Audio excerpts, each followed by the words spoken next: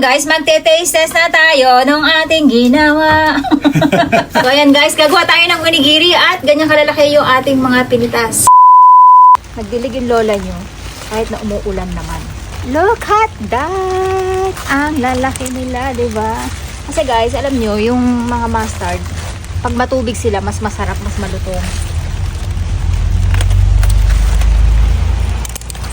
Jajan! Look at that! Ang laki guys. Okay. Ayan.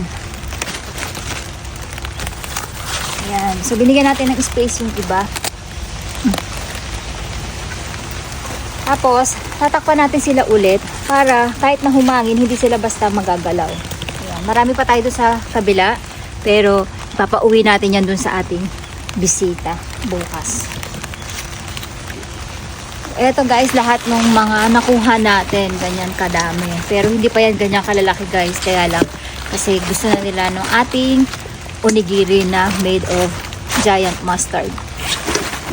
Alam ko na miss nyo to, ayan, at ang tagal natin hinintay nito, mag-iisang taon. Ayan, ganyan kalalaki yung Japanese mustard natin. Actually, maliliit pa to guys, yang pa sila. Siguro mga by next month ay mas malalaki sila at kitang-kita nyo naman guys kung gaano kasariwa. At hinugasan na natin siya, syempre ito ay walang gamot. Wala akong ginamit guys na any, dito, spray, kaya naman makakain natin siya ng as in na sariwang-sariwa talaga. Ayan, ganito kalalaki ang mustasa dito sa Japan. Kaya isang piraso lang, sulit na sulit talaga kayo guys. Ayan, at alam nyo ba na pwede nyo itong gawing tsukemono. Gagawin nyo lang ay tatagtarin nyo lang siya ng maliliit and then asinan nyo lang, lamugin nyo. And then after that, pigain, tapos tanggalin nyo lang yung konting alat niya. And then lagyan nyo siya ng kimchi paste. Perfect guys, napakasarap na ulam sa kanin. Kahit na wala kayong ulam, wala kayong isda, wala kayong baboy. Ito lang guys, sapat na. Lagyan nyo lang ng kimchi paste. Super sarap na ito guys. Sulit na sulit. Makikita nyo may dalawa tayong kawaling nakasalang. Dito tayo magluluto ng ating dahon. Dito tayo magigisa ng ating sangkap. Tayo ng konting mantika. As in konti lang guys kasi nga mamantika yung ating beef. Ilalagay natin tong ating sibuyas. So kailangan ay maging golden brown na mug na talaga siya. Ilalagay na natin tong ating karne. Tapos, maglalagay tayo ng suyu. Ayan, guys. At, maglalagay din tayo ng honey. Ayan. Kung wala kayong honey, optional lang to. Asukal ang gamitin nyo. Saka natin, guys, lalagyan ng sesame seeds. Ayan, guys, pwede na natin patayin yung apoy. Tapos, para hindi sumama yung sabaw niya, medyo iangat natin siya na ganyan. Ayan. Para hindi wala yung sabaw. Okay? I-rest lang natin siya habang ginagawa natin yung ating dahon. Ang gagawin natin dito, huhugasan lang natin yung ating dahon. Ito lang guys, yung malambot ang kailangan muna natin. Kaya ang gagawin natin, ikakat lang natin to kasi hindi natin mabibilo to sa kanin. Kaya yung dahon ang pinaka-kailangan natin. Ang lapad niya guys, diba? Okay. Laki, tingnan nyo naman. Ito palang panalo na. Guys, uunahin natin tong dahon na iluto. Ayan. So, ayan. Para hindi siya malamog ng husto, ang gagawin natin ay ibababad naman natin siya dito sa ating malamig na tubig. Ayan. Ito na guys yung ating mga dahon at ang gagawin lang natin ay pipigain lang natin siya. Huwag naman yung pigang-piga na baka mawasak yung dahon. God. So, ganyan yung itsura niya guys. Ayan. Tapos, dito sa ating kitchen paper. Kung wala kayong kitchen paper guys, pwede kayong gumamit ng towel. Ito lang yung para mapabilis natin yung pag-dry sa kanya. Ayan. So, para magamit natin kagad siya. Okay.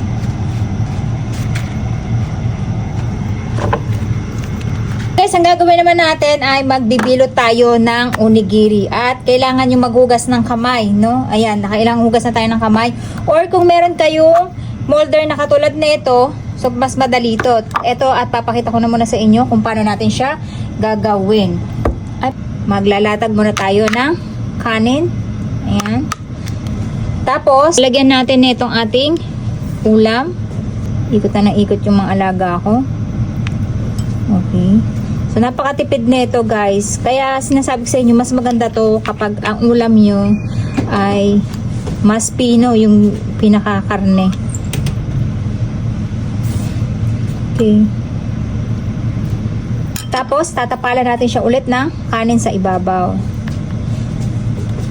Alam nyo, mas gamay ko to pag kinamay kasi mas mabilis. Tapos, kailangan basa pareho guys para hindi didikit yung kanin. Ayan. Tapos, i-press nyo lang dito.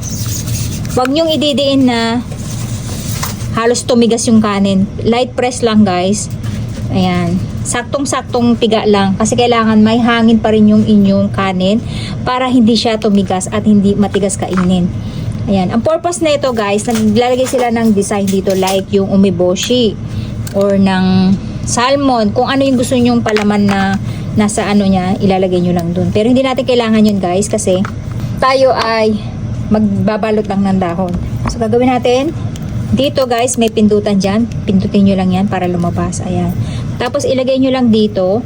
Ayan. Unahin yung ibalot itong area na to. Ayan. Tapos saka nyo to ganito. So napakadali lang. Para kayong nagbibis ng Barbie. Eto, ganito nyo lang para hindi naman siya patong-patong na makapal dito sa area na to. Tapos yan, saka nyo siya ibalot para maisarado nyo naman dun sa area sa ibabaw. Okay. So ayan guys, yung instant onigiri nyo. Ito magandang size to guys. Meron na tayong isang onigiri. Ito guys, yung pangalawang option, meron kayong tubig, lagyan nyo lang ng asin. Dito kayo magkakanaw ng kamay nyo para medyo maalat-alat yung kanin. So gaganyanin nyo lang siya. Dito nyo ihahatag yung inyong onigiri. Ayan. Tapos maglalagay kayo ng ulam. Yes, kailangan medyo malalim yung part ng gitna para mas marami kayong ulam na mailagay. Kasi hindi nyo pwedeng nakahambalang yung karne sa gilid. Ang mangyayari ay hindi nyo maisasara ng maayos ang inyong onigiri. Okay. Para hindi nakakaumay, yung onigiri nyo guys, kailangan ay saktong laki lang. Pero yung mga Japanese, malalaki mag-onigiri, grabe. Parang hindi nakakain kinabukasan. Tapos, sa pagsasarado ng onigiri guys, hindi nyo siya didiinan as in light lang. Kasi alam nyo, pag tumigas yan, hindi na masarap ang onigiri. Kailangan ay yung saktong-saktong may hangin pa rin sila sa loob. At malambot pag kinagat.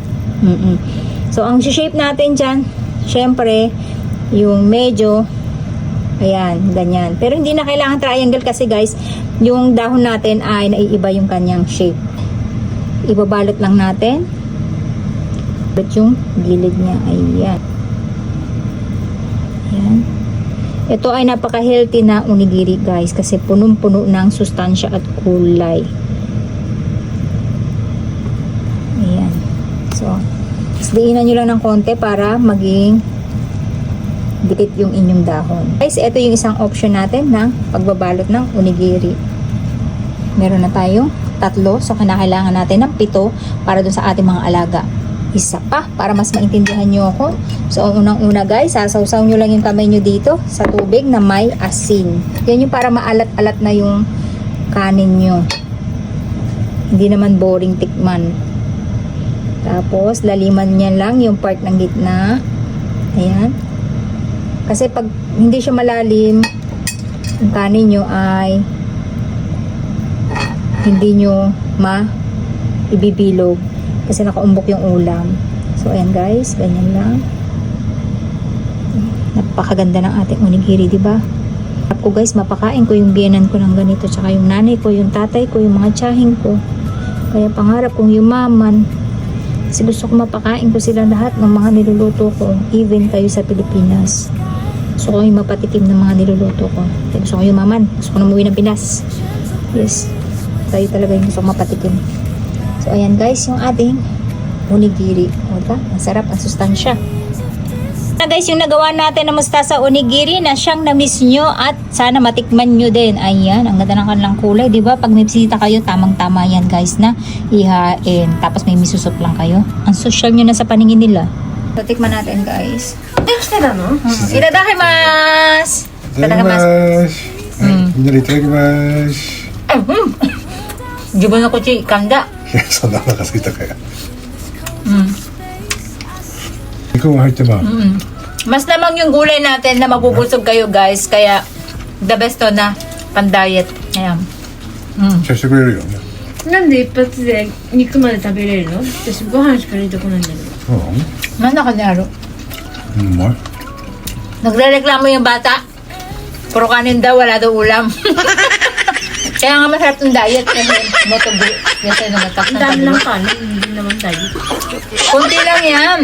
売れるよ。 Kunti. Mm-mm. Pero kanan lang yung sa akin ah. Ito oh. Ang sarap guys. ピクニック行きたいね。 Ne, Isa lang busog ka na. 熱は少ないの引いた。ご飯の味しかしない。 Nagre-reklamo yung bata kulang daw sa ulam. Ano na kasi sa akin? Bakit? Guys oh. Pinano ko kaya? Natakaw ka kasi sa ulam. Ang dami talaga sa akin. Kapapang dami ha. Tingnan. Dami oh. Kanina, kinain ko na yung kanin. Dapat kinalahati lang natin. Oo nga. Nakalimutan ko guys, ang ginawa ko pala, kalahati ko to dati, pagkakainin namin siya, doon lang namin siya hatiin. Nakalimutan ko guys, ang ginawa ko pala, kalahati ko. Sarap. Pero ubos mo ah. Sinubo niya lahat? 10です。 Ken, sa gulay pa lang, busog na busog kayo. 売れるよ。 Yes, ay, hindi ka ko na di siya. うん。 Ang sarap guys. 間違いない。 Ataas ko atin. Tanda na ako. 10ですよ。 Pag uwi ko, kakainin ko. いいです Huwag。niyo kainin lahat ah. May pasok kasi siya. Baka mamaya maubos pagdating ni Akari. Natakot din kasi si Akari dito.